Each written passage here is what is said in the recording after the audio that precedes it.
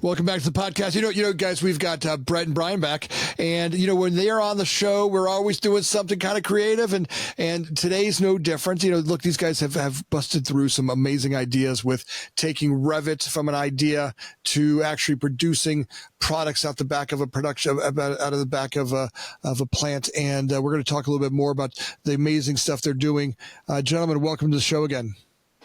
Thank you. Anthony. Thanks for having us, Anthony. Really, every time we have you guys on, it blows me away. The shows that we've done together have brought some ideas and some of the best conversations out there. Our audiences are really loving it. And I think we're breaking some great ideas, and I think today's no different.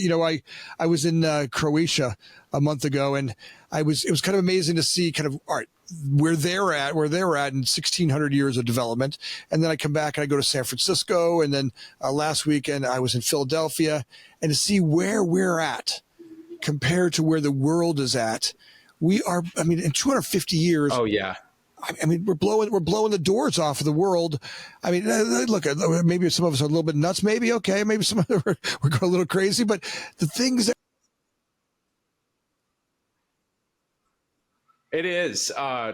Recently back in September, I traveled over to Cairo, Egypt to meet our software development team. And it was a wild experience, and really the amount of infrastructure they've got going on over there and the amount of infrastructure we've got going on over here. It's two different worlds, and really, really exciting to hear and hear about your visit to Croatia and stuff like that. Definitely it was a wild experience for my wife and I and our investors when we traveled out there. It was wild. We rode on some camels in the Sahara Desert at the pyramids. So we got to see ancient builds and then current builds. It's pretty wild, but I'm excited to be on the show today. We got some pretty cool stuff to show you, Anthony, in regards to actual fabrication shops. And how people are translating information down to their machine equipment. So if you don't mind, I'd like to share my screen and kind of walk you through an actual shop. So over here, we're just going to pull up screen 2. And so this is one of our partners, CNR Electric in Shepherd, Michigan's prefab shop. And what we do here is we're actually hosting an open house in about 2 weeks in Michigan here at this location.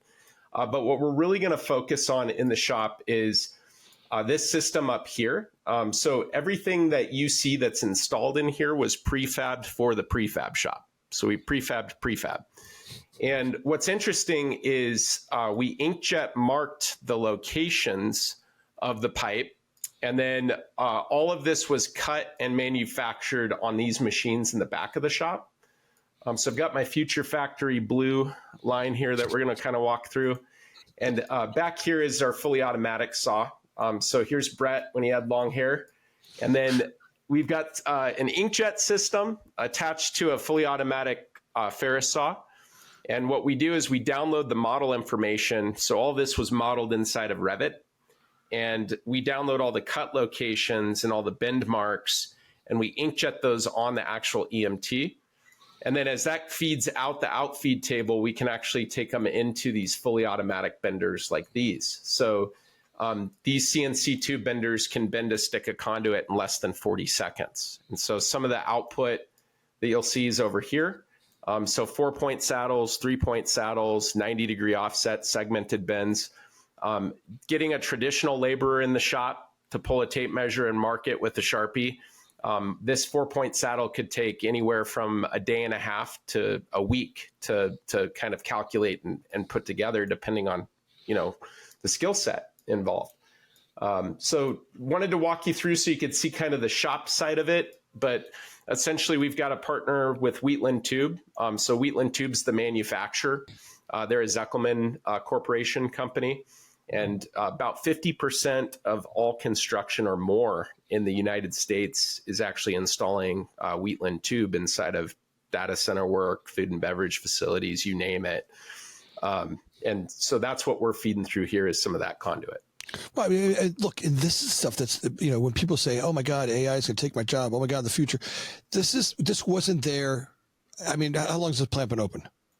This plant has actually been operational in prefab for about 5 years. This facility, the newer one that we're looking at, is about, I want to say, 9 months old. So 9 months old, brand new factory, just getting into production value, really starting getting into production levels. This wasn't there a year ago.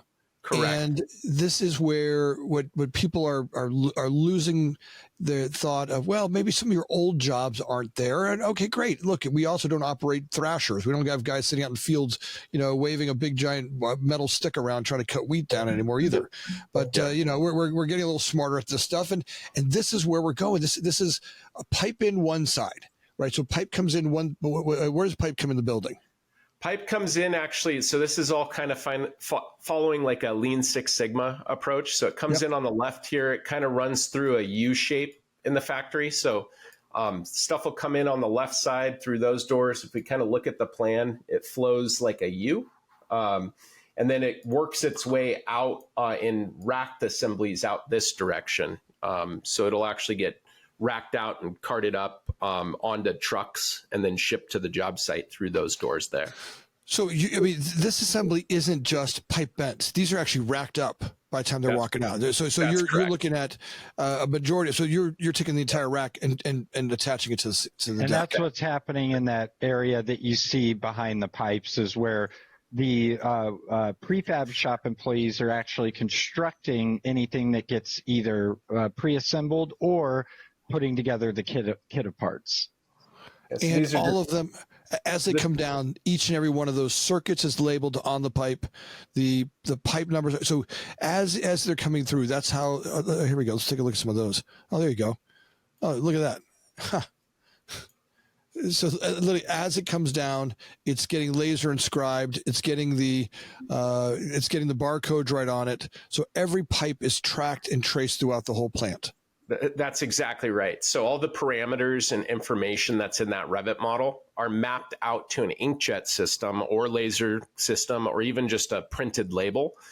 And what we do is we basically mark the material, and this is very weather resistant. Like Brett, do you want to speak to that? Like in terms of like rubbing this thing off? It's interesting because as with anything technology related, there are a lot of factors to it. Recently came off a week of troubleshooting this, and things like DPI, ink values, all of that, and the material you're using play a big role. But it can be dialed in to where, the only way to rub it off is with an acetone rag. I will say that EMT does a little bit better job than galvanized rigid at maintaining the marks. Galvanized takes a little bit longer to dry, but ultimately it takes a job that someone was peeling and sticking and gets, makes their time more valuable. Well, and so this is what we talk about all the time, right? Look, idea. Look, we got a plant that takes a design, takes pipe in the plant, out of the plant comes racks pre-built, ready to go over here.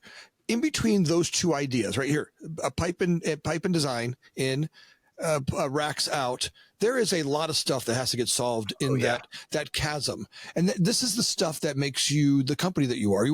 Why you entrepreneurs get paid what you get paid is because you can bridge the chasm. Look, anybody can walk away because it's hard. No shit.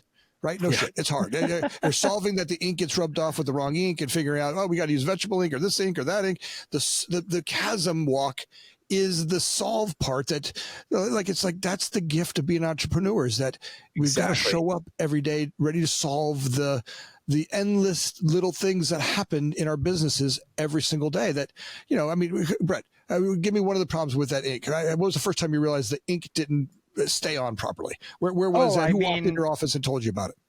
Well, we had a client that, you think about it in theory, they ink it, they cut it, it runs across the backstop, and the ink's got a gigantic line through it. It took all of 30 seconds. That's day one, right? That's day one out the door. You got idea, and that's where, look, that's when you're, as an entrepreneur, going through this, that's the gift of it. Going, look, guys, the fact you have that problem, you were doing something that wasn't there before. I like the way that you mentioned that on the entrepreneur side, because we didn't get to the machine control until we address the actual problem of like the traditional method first, right? So, you know, I showed a couple videos and I showed that barcode of how we're scanning and loading the material in. But the reality is we're actually marking in this facility for this installation, there was no machine in place. So the machine that this facility was bent with is the Cyclone B2000 on the floor. So we inkjet marked within a 32nd of an inch all those mark conditions, and we were able to bend it on a traditional hand bender or Greenlee bender or Cyclone bender.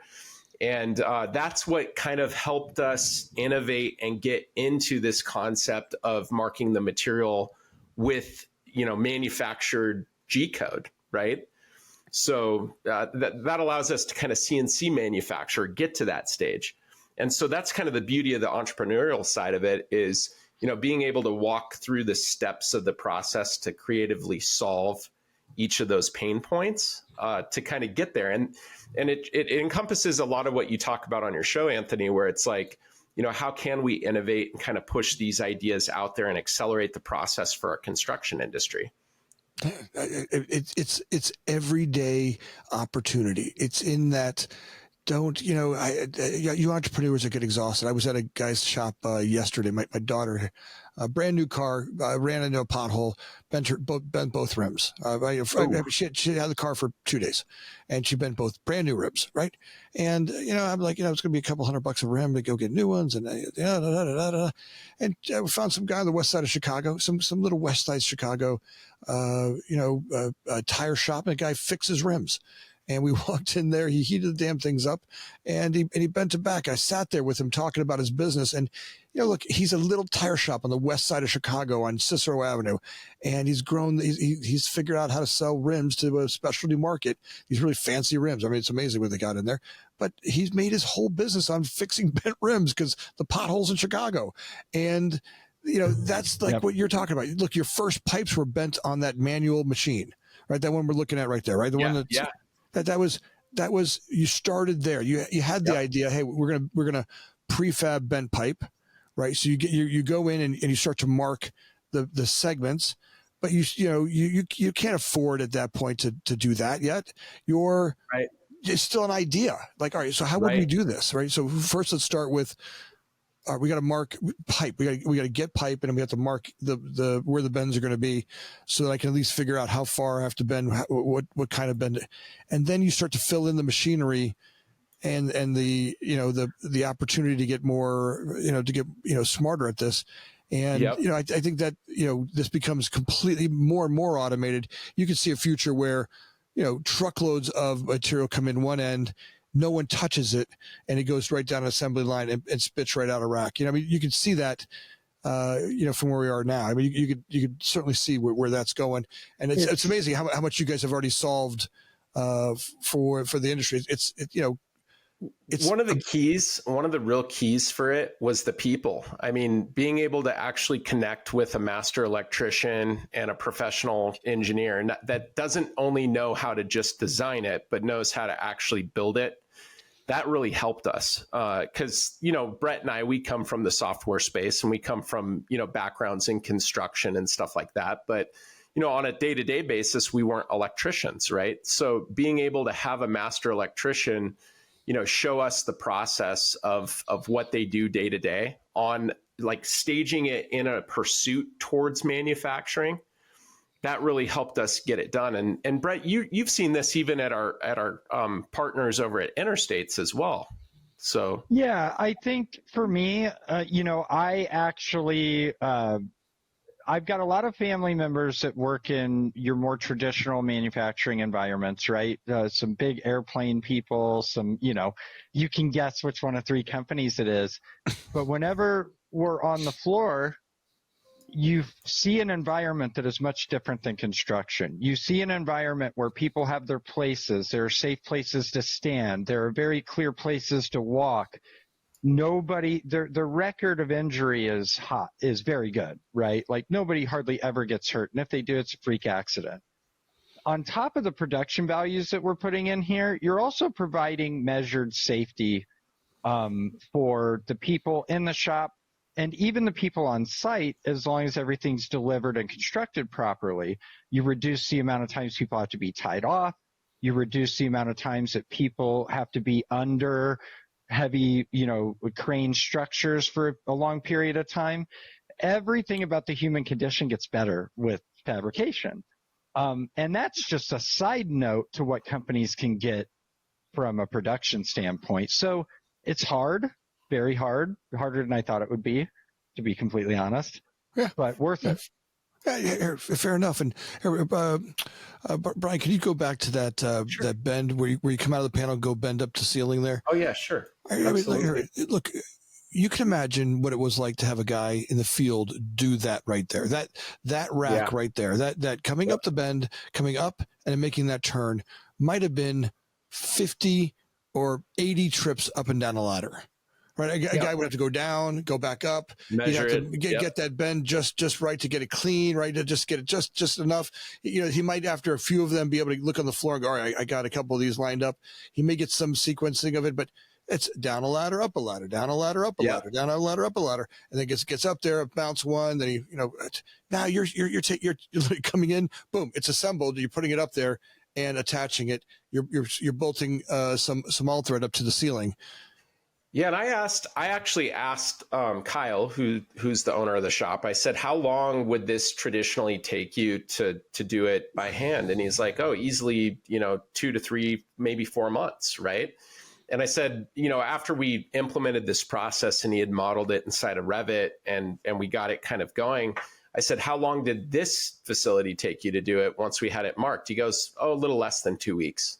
Like we had the whole thing done in a little less than 2 weeks. Yeah. I'm saying there'll be a day when that happens in a couple of days.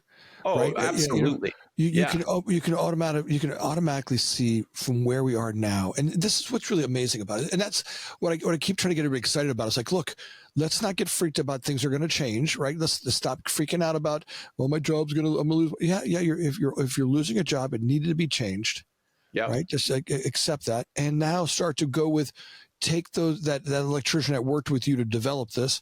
There's where your skill set kicks in and goes, look, your opportunity is now working with the people who are going to make the machinery that's going to improve all of our lives, right? That's going to make our jobs safer every day. The thing I like to tell people, Anthony, is I like to tell them straight up that, you're missing opportunity on additional projects you can be doing each year. Because if this project takes me 2 weeks now instead of 4 months, now I can do this project, 32 times a year or 26 times a year, whatever it may be.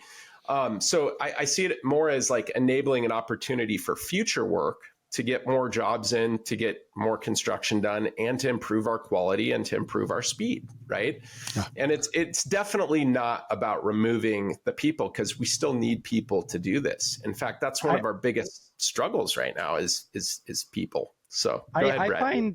No, the labor part is interesting, and I actually have a point to make here with not the reduction of jobs, but the change of responsibilities, right? For example, to do good projects in the old way, you had to have good electricians. Now, that required two things. They had to know electric, and they also had to know the construction side of it, right? So you're paying someone potentially a lot of money to do something that maybe isn't within their skilled trade, right?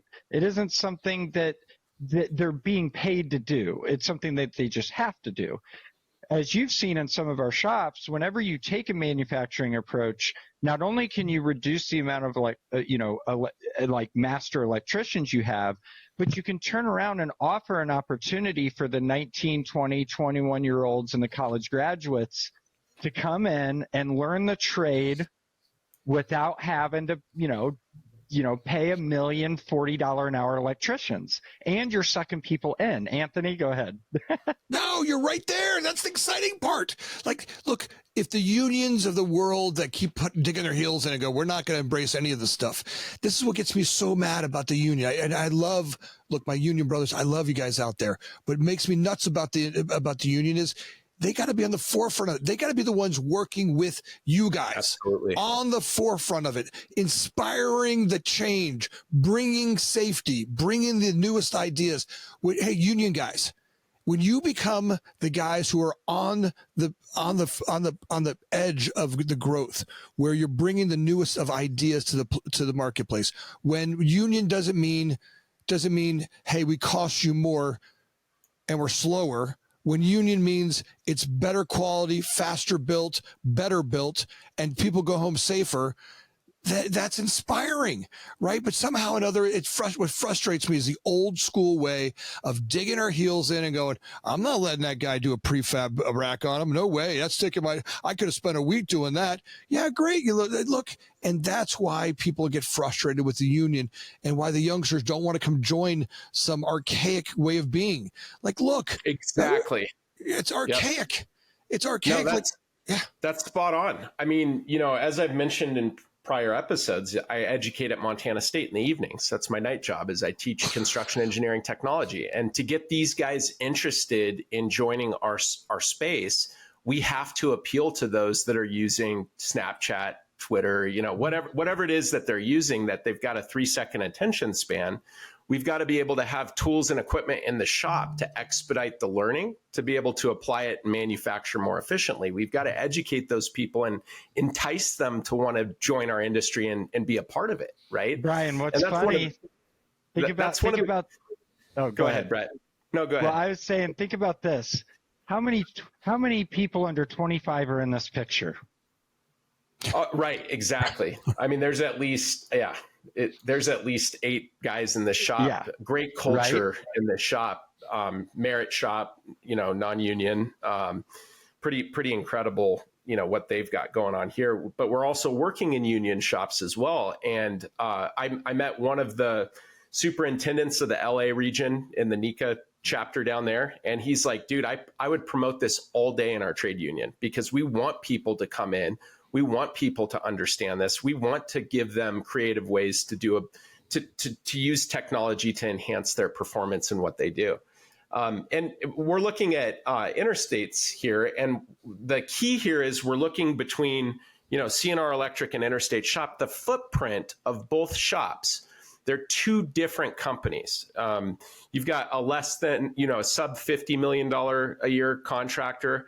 So, you hear guys all the time saying, oh, I'm small, I can't handle putting in this type of equipment. Well, we've got sub $50 million a year guys putting in the equipment. Then you get shops like this that are, $500,000 to $1 billion, right? And this work cell footprint is the exact same size. It's a 40-foot by 40-foot work cell. And it's just different types of material being processed through that work cell. You've got the commercial residential installer, and then you've got the big food and beverage industrial manufacturer, basically, where we're manufacturing electrical contracting. The whole game you're going at there is we can pay people more money, work less. This is what gets messed up when a union guy says to me, well, I'm not letting you do that rack. I'm not letting that rack on my job site. I didn't build it. It got built in some shop by some scab, and some scab built that thing. I'm like, look, as we get technology that can go faster, that can build that rack smarter, that rack, the people in that shop can make more money because we can get more done faster. Right. When you talk about doing jobs that take 5 and 6 and 7 weeks to do that we can do in, 5 or 6 or 7 days. Now we can charge way more an hour, right? We can lower the amount of work that people do and charge more money for the work that's getting done. And that's the part that gets missing. Look, I certainly, first of all, you try to go even hire a kid at McDonald's today for $5 an hour. That's not happening. You're hiring a kid for 20. I mean, most places around this country are well over the $17 to $20 an hour at the cheapest of cheap jobs. Yep. And, they're now, we're incentivizing smarter ways of doing things, making more money faster, cheaper. And that's the part where if we can inspire the world, those that don't want to change, those who are afraid of change, and start to say, hey, look, yes, it's going to change. And you digging your heels in just means that you get kicked out of the party. Well, speaking of that smart and intelligent change, one of the things that takes a lot of time in this process is the Revit modeling side, right? And we've talked about that prior. And, you get these BIM guys in there and they're cranking out, let's call it 10 to 20 spool drawings a day, right? So Brett's going to pull up his screen and he's going to show the actual Revit model of that first C&R electric shop that we were walking through. So he's going to show, we're going from the reality of the finished installation into what does the process look like to get it connected and conveyed out to be manufactured, right? And what we're doing is we're removing that repetitious time that it takes to put together spool drawings, right? So in a traditional process, what you'll see is shops will put out 10 to 20 shop drawings, and then somebody has to sit there and interpret these drawings. Well, what we've done is we've actually created an ability to convey the shop drawing in a three-dimensional way. So at that interstate shop where you saw those touchscreen computers, and you saw that gentleman go up, Caleb, I believe was his name, walked up and actually scanned the part, and it pulled up the actual assembly. This is the drawing that he's looking at based on that part that he scanned, right? So now that marked material is a set of instructions to provide, a list of parts, almost like Legos, if you would, right? You've got all of the dimensions there that are auto-demmed.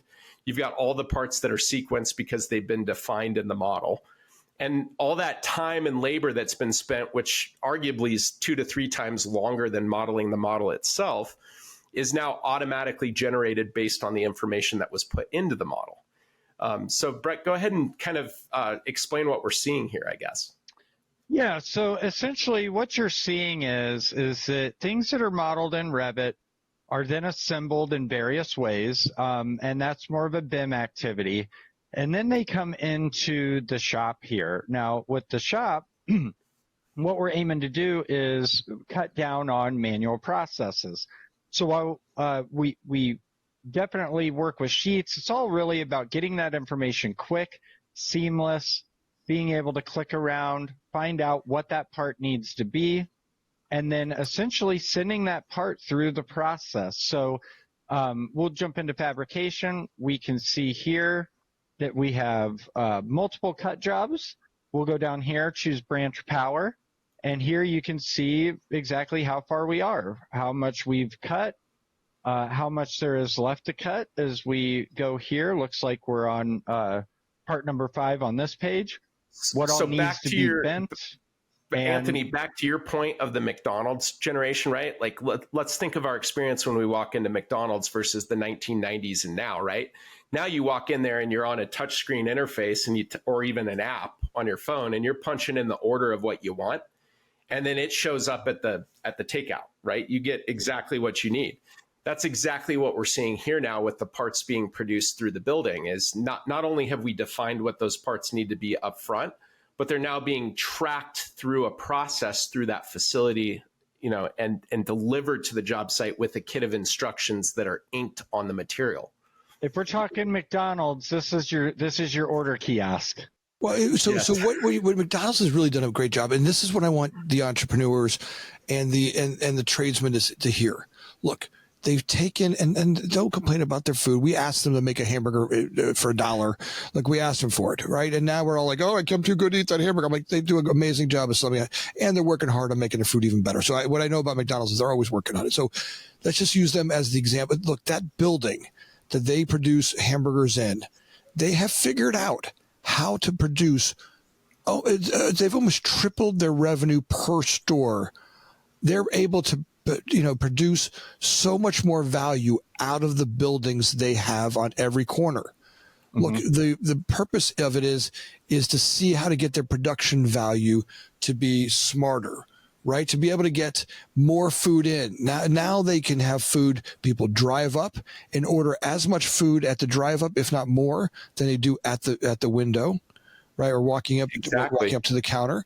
Now they have more people ordering from a kiosk, not needing more employees. They figured out a way to get more people to order with less employees by using the kiosk. They've got the drive up. Now you go to every drive through at McDonald's. How many do you see? Minimum of 2, right? They all have a double drive through. Some have a triple drive through, right? They're taking drive through orders two at a time, which was not something they had before. have multiple windows where they're serving food out the windows at multiple windows. They've figured out how to take the plant that they have. Let's call the facility a plant. Let's just forget it's a restaurant, and let's call it a plant. They're figuring out how to get more product out of that plant faster, smarter, and quicker, and serving their customers better and faster. I'm telling you, there'll be a day when you'll pull up and you'll order everything you'll talk to your phone, and you'll walk up to McDonald's and there'll be food kicked out, brought to you at a table or brought to your car, and it'll be so much. They have continued to find ways to make it more valuable for the customer, and that's where we as an industry, and that's what you guys are doing at Allied BIM. You've figured out how to take the struggle of bending pipes and materials, getting it from a BIM model, right? And then transforming it from BIM model into a production facility, and you're solving all the production issues, right? I mean, Brett's over figuring out ink, he's figuring out how the pipe goes in, where it goes in, how it comes out, how it gets labeled, right? You continue to keep solving, so more pipe can come in, so more drawings can come in, and more pipe can come in, and more pipe and racks can go out. And one of the areas where it's a little bit different than McDonald's is in the aspect of installation in the field, right? And in the aspect of manufacturing on the shop floor. So Rob, who's a gentleman that works for CNR Electric, had 2 hip replacement surgeries, okay? He hates being out in the field now. He likes being in a controlled environment. He likes being able to have his menu and his order to kind of craft, these electrical panels to put together and get sent out to the job site now. His culture is so much better because everything's organized into a list that he can now deliver. And for resource allocation, rather than having everybody, kind of running around like chickens with their heads cut off, now they're working in the field with a set of instructions on where to place these to improve that productivity so they can move from this job to the next job to the next job, right? So that's where it's a little bit different than McDonald's, but in the production standpoint of kit to order, it's very similar. I hear you. I don't, guys, I may be crazy, but I see it very similar. Look, and just in that, if I'm an alien and I stand back a couple of miles from this planet, right? I stand back and just watch what people do, right? Look, at the end, I've got this set of instructions, call it a set of blueprints, right? And my goal is to get from that instruction to a functioning facility, right? Yep. That path, right? So today, the archaic way of doing it is that we took heavy stuff, we brought it over there, we banged on it, and then we stuck it up in the air, and we did. Today, we're saying, we don't need to do that there. Doing all those parts and pieces in a field is the archaic way of doing it. I'm now taking it into a conditioned plant where I'm sending out rack systems, right? I can imagine a majority of the pipes being pretty well designed and fit in there pretty damn good. Now, here's what's going to happen. The first time there's a mistake, it's like the first time a Tesla car run somebody over, everybody's going to go, you see, those electric cars are going to kill people. And look, people kill people in cars every day, but as soon as an electric car does it, it'll be a problem. The same thing that's going to happen in the rack system. The first time a rack goes up and it's an inch off and all the pipes have to get rebent, they're going to say, see, that's a mess. It'll never work. Oh, we already heard that. Yeah. Why? Because we want to prove that our old way is still better. And look, I'm not denying that. Look, for you and your comfort, changing is uncomfortable, but the real future is solving why we were off for the inch. What happened? How did we miss it? How do we make sure that the solve is where Brett gets back in there and goes, hey, I didn't realize that we didn't take in consideration that, there was a piece of unistrut behind us. So when we measured, we forgot the unistrut clamp or whatever the solve is that was missing in the system, right? There was some solve or some... Yeah. Right. The interesting thing is that even the industry I come from runs off of the same principle, right? Like I used to design cement and lime plants, and you would mine it out of the ground and you would cart it up to the plant. And the more you could mine meant the more you built, right? And then over time they took, hey, we bake it on this long, stretch. Why don't we run the exhaust fumes through it first to get it drier before it hits there? That's right. Next thing you know, the footprint of the kiln is half of what it used to be, producing twice as much. And so every industry does this. And I think that at first the McDonald's analogy, I was kind of like, okay, where are we going with this? But it does make a lot of sense because we have conduits, they have hamburgers. It's just the things. It's just products in, product raw material in, product out. And now look, let's not get hung up on what a hamburger means to me, and I'm fat and attach fat to the story and all that. I mean, that's what happened. People even go like, well, and so look, that's what I love about you guys is that when I got my first podcast with you, the stuff that you're doing in the industry is revolutionary. Thank you. I watch you guys break through the ideas, and why I want you on every time you're on here is because it's the inspiring part about showing the world that, look, we're going to go through this, and we may or may not, excuse my language, fuck it up. Yeah. Fuck it up a couple times. But we're going to show up tomorrow and we're going to solve. And we're idea, growth, solve problems, chasm, crossing the chasm, and you guys are doing that, and it's inspiring. And all I want is all of us other entrepreneurs out there to see that. Watch what Brett and Brian are doing.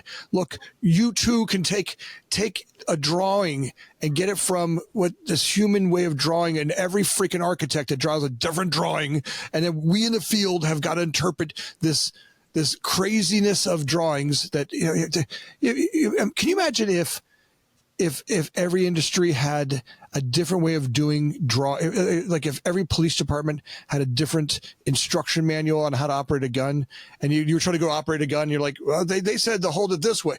Every one of us in the construction field every day has a different set of instructions from a different architect, and we're all trying to interpret that. Yeah, we're one of the things you brought up, which is really, you brought up the uncomfortability and the risk, right? And one of the things that I always say to my construction engineering technology students, it's like, you got to be comfortable being uncomfortable, right? Mm-hmm. And that's one of the biggest things in this is it perfect? Is prefab and manufacturing perfect in our industry? No, because we deal with variation, right? We deal with variation on every project.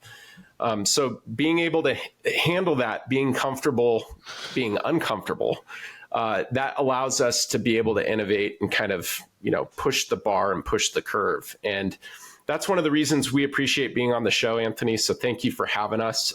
One of the great things is that, when we're in front of the community, it's not just Brett and Brian, it's this whole industry coming together. And being collaborative and creative and sharing ideas and advancing it as a community. So it's great stuff, man. That's what's the inspiring part about looking at our country, man. 250 years, we're crushing. Look, the world is beautiful. Look, I'm not saying anything bad about anybody else, but we've done a pretty damn good job around here. Sometimes you sit back and just go, nice job, fellas. I'm proud of this country. I'm proud of my fellow Americans and the hard work we've done. Have we messed some things up? Yes. We're human. We mess things up. I mess things up, but I'm damn proud of my fellow Americans and the amazing stuff we've done around here and where we're going and the opportunity. If we just take a second and stop barking at each other and start, giving each other a pat on the back and saying, damn, nice job. Let's keep it up. Nice work. Yeah, brothers. Guys, I'm grateful for having you on the show as always. Every time you do another breakthrough, have it on again, and let's bring some more. Let's get some of the customers are out there, the things they're facing. Let's get them out there. And, absolutely, let's get some more of them on the show. I know our audience. You guys, please give me your input. Good, bad, ugly. I don't care. Look, argue with me. Tell me why we're messed up. Tell me what you love about it. Put it in the comments down below. Brett and Brian will answer them for you as we always do. And as always, folks, we're so grateful for you listening. Thanks for reading. By the way, don't forget to like and subscribe. We had amazing week. 26,000 of you have subscribed on YouTube. Oh, wow. We broke through 26,000 last week. And, awesome. even with those numbers, we had a bunch of people listening last week that weren't subscribers. So if you could take a second and like and subscribe today. I know Brett and Brian and myself and Joe and Connor and the folks in the background that put the show together are so damn grateful for you. So thanks for doing thanks for it, guys. Absolutely. Thank you, Anthony. Bye.